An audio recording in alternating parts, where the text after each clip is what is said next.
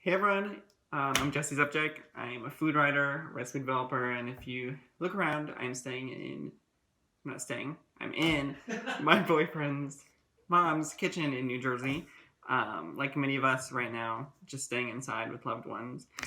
And we're not going out much, so I'm going to show you how to make this easy pantry cookie recipe. Comes together with just like 5 ingredients. There's no butter in it.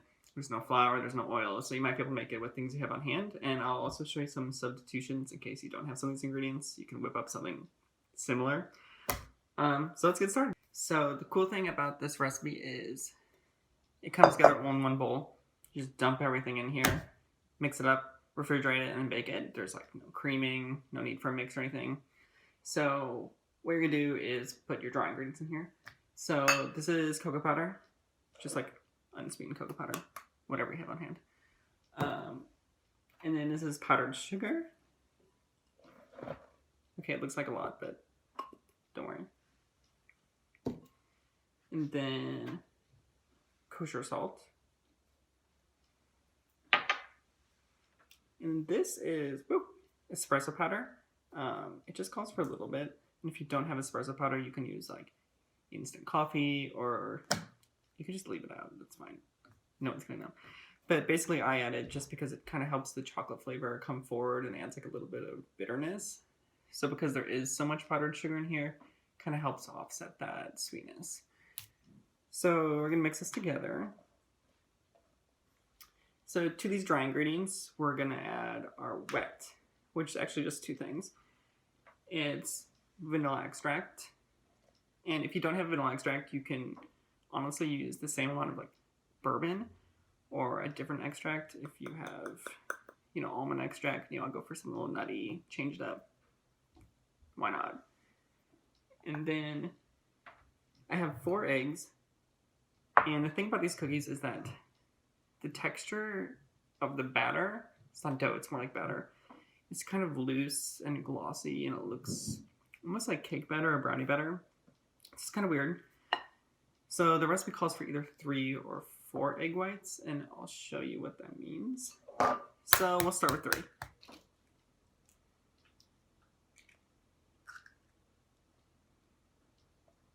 Okay. 3. So we'll start with 3. And when you mix this batter, it's gonna look like a ton of dry ingredients. It's gonna look like there's no way this is gonna come together to create a batter. But it will. Just keep stirring. And the stirring might take a long time, so be patient.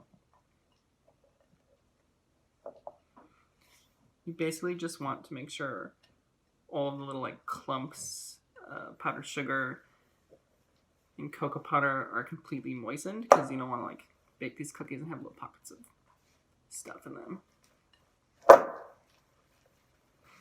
See, it's kind of starting to come together in like almost like a dough. So at this point, just keep stirring. So it'll kind of start to look like this once everything gets moistened. And I can still see like little clumps of powdered sugar. So this is the hard part. Just keep stirring. It'll be worth it. But for this, since this is moistened completely, that's all you're really looking for. I'm not going to need this final egg, so I'll put that aside. But kind of depending on the size of your eggs and like how much egg whites you actually get out of them when you separate them, it really depends on how many you need. It could be 3 or 4. When I first wrote this recipe, I gave an exact amount, and I think that like messed some people up. So I think it's better to kind of just like use your judgment when making this. And it's like pretty flexible and forgiving, so it's like a little bit looser than this or a little bit firmer. Totally cool.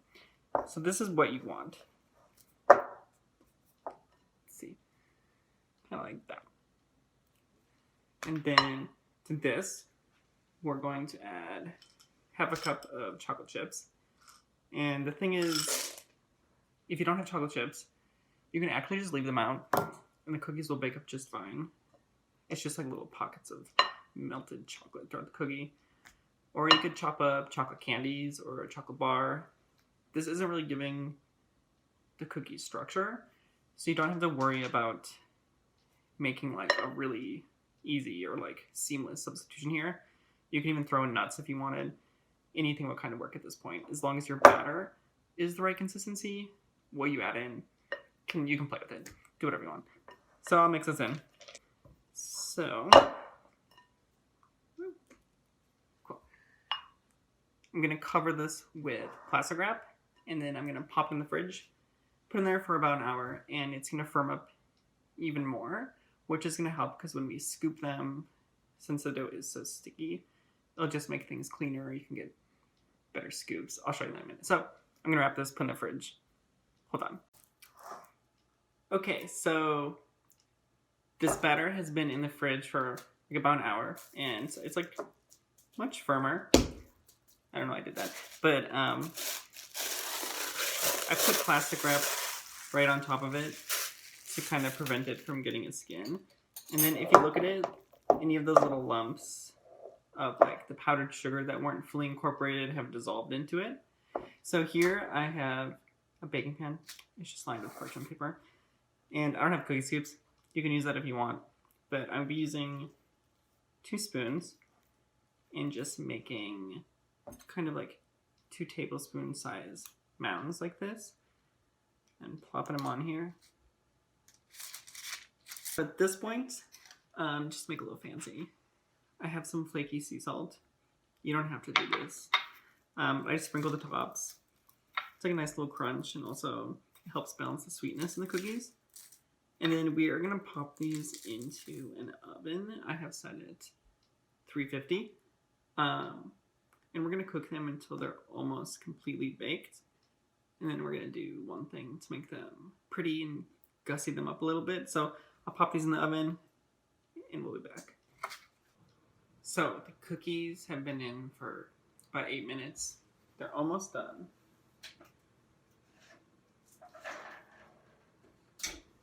They look like this.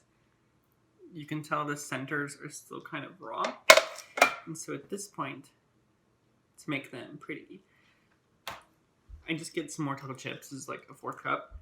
I'm gonna press maybe like 3, whatever, into each one, the top of them. And they'll melt a little bit, but they'll look really pretty when they come out of the oven. Kind of like when you see those Instagram photos of, you know, the melted chocolate like on top of cookies. A lot of times this is how like stylist photographers will achieve that look. So that's what I'm doing. Cool. So then I'll just pop these back into the oven.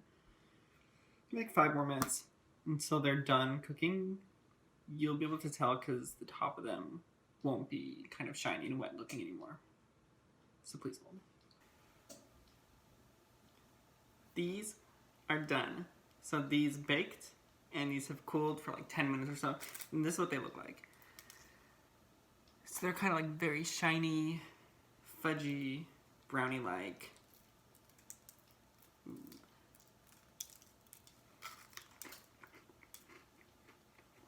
They're good. They're chocolate. So why not? We'll be posting the recipe so you can make it at home. Super easy. Bless you, Dennis. Hey, Dennis, do you want a cookie? He said no.